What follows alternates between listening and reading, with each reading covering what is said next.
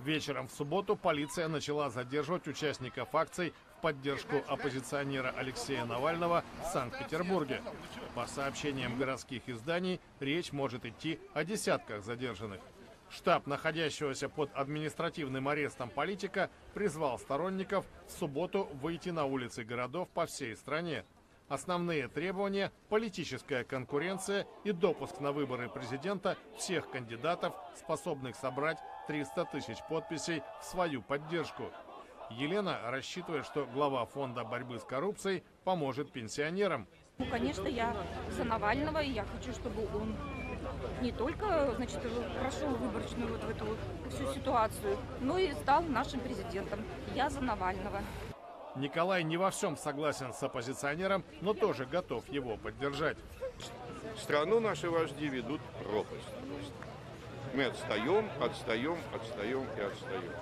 Протестные акции прошли в день рождения Владимира Путина. Ему исполнилось 65 лет.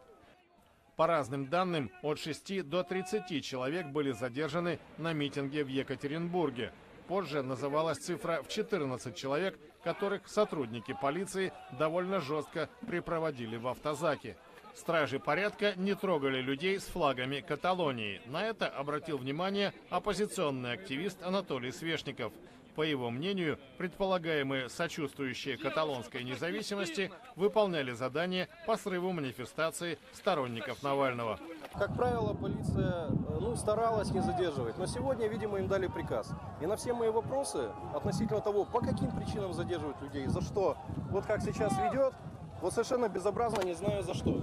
Вот. Они отвечают, мы ничего не знаем, они нарушают закон и так далее. На митинг пришел мэр Екатеринбурга Евгений Ройзман. Любая конкуренция сразу же повышает качество. Хоть это конкуренция в бизнесе, хоть это в политике. Всегда конкуренция – это качество, и всегда отсутствие конкуренции – это стагнация и упадок. Ройзман отметил, что у него нормальные отношения с полицейским руководством города, но препятствовать задержаниям он не мог. Правоохранительные органы мэру не подчиняются.